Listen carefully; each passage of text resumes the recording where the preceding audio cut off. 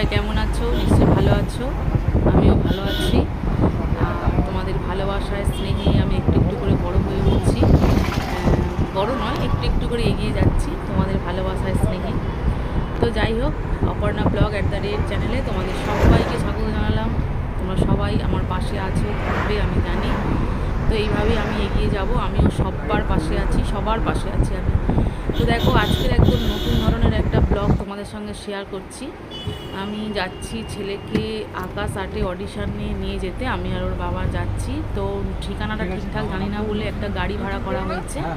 সে location দেখে দেখে যাব।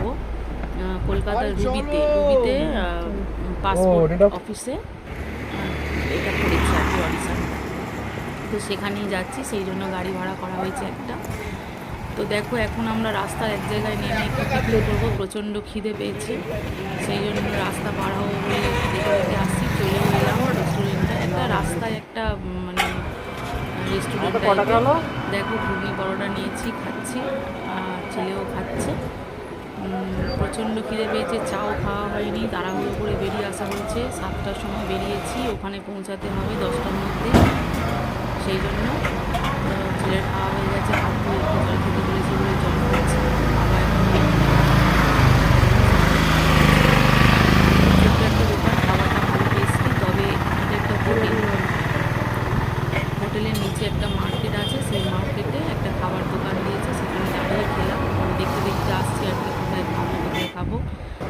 তো অলরেডি খেয়ে নিলাম, পেটটা ভরে গেল। এখন অনেকক্ষণ চলতে পারবো। আর এই যে গাড়ি দাঁড়িয়ে আছে, এবার উঠে পড়বো। আর প্রচণ্ড টেনশান হয় যদি গন্তব্যস্থলে ঠিক টাইমে পৌঁছাতে না পারি। তোর বাবা তাড়া দিচ্ছে, বলছে আর দাঁড়িয়ে থেকো না, তাড়াতাড়ি গাড়িতে ওঠো। তো তাই করছি, গাড়িতে উঠে পড়ছি। সেখানে পৌঁছাতে পারলে তবে যেন বাঁচি। কি আর বলবো, যেটা হয় আর কি। টেনশান ছাড়া তো মানুষ থাকে না। তো আমি হচ্ছে তার মাস্টার, টেনশান করার মাস্টার। আর প্রচণ্ড গরম, ভাবতে পারবে না। এক সময় রোদ উঠছে এত যে জ্বালিয়ে দিচ্ছে, মনে হয় খুব বৃষ্টিও হবে। চলেছি আমরা এখন, সেকেন্ড ব্রিজে আছি। খুব ভালো লাগছে, খুব একটা রোদ ওঠেনি, তবু মানে গরম আছে প্রচণ্ড। আর খুব তাড়া আছে, মানে খুব তাড়া আছে। সেই জন্যই দাঁড়িয়ে যে আরেকটু চা খাবো কোথাও, সেও খাওয়া হলো না। একদম সোজা যাব, তারপরে সেখানে যদি সুযোগ পাই চা খাওয়া হবে। পরিবেশটা কত সুন্দর লাগছে দেখো। অলরেডি এসে পৌঁছে গেছি আমরা পাসপোর্ট অফিসে, যেখানে পাসপোর্ট হয়। এটাও জানতাম না কোথায় পাসপোর্ট তৈরি হয়। এটা হচ্ছে পাসপোর্ট অফিস। তো এর মধ্যে আকাশ আর্টের অফিসও আছে। আকাশ আমরা তো উপরে উঠতে পারছি না, সেই জন্য তোমাদেরকে কিছুই দেখাতে পারবো না। এটা আকাশ আর্টের অফিস বা কোনো লোগো, শুধু ছেলেকে একা এলাও করবে। এখন ভেতরে ঢুকতে দিচ্ছে না বলে, তাই গার্জেনরা আছে, একটু পরে সবাই নিয়ে বাইরে চলে যেতে বলবে। আমরা রাস্তায় দাঁড়িয়ে থাকবো।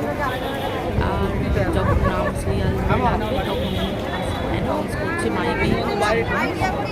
একটু জাস্ট পরিবেশটা দেখে গেলাম, মোবাইলটা কাটানোর জন্য বা সিস্টেমটা জানার জন্য। দেখো কত বড় অফিস, এটা জানতাম না যে এখানে পাসপোর্ট তৈরি করা হয়। যাই হোক, দেখো, একজন দুজন নয়, হাজার হাজার মানুষ আছে অডিশন দেওয়ার জন্য। সেখানে একটা ছেলেকেও নিয়ে এসেছি। চলে এলাম নিচে, সবাইকে নিচে যেতে বলেছে। সিরিয়াল নাম্বার ধরে নামিয়ে তারপরে পরে যেন আমরা যাই। তাও শুধু ছেলে আমার, বাবা নয়, কোনো গার্জেন নয়। কী হারে লাইন দিয়ে মানুষ দাঁড়িয়ে আছে দেখো। প্রচণ্ড বৃষ্টি হচ্ছিল, বৃষ্টিতে ভিজেছি।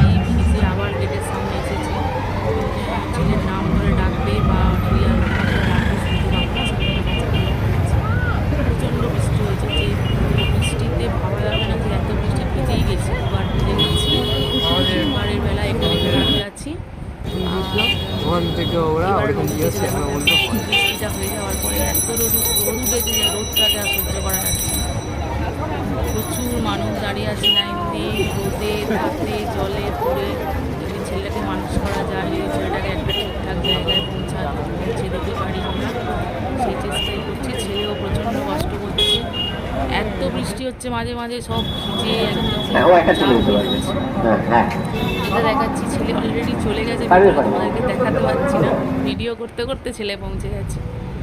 তোর অডিশন হয়ে গেছে। এখন প্রচণ্ড খিদে পেয়েছে, 4:30 বাজে। ওর বাবা কী করলো, রাস্তায় যেতে যেতে বিরিয়ানি, মানে কন্টেনারে করে বিরিয়ানি কিনে নিয়ে উঠে পড়েছে গাড়িতে, থালা নিয়ে নিয়েছে, তাতে খেতে খেতে যাচ্ছি। এমন অবস্থা, বসে খাওয়ারও টাইম নেই।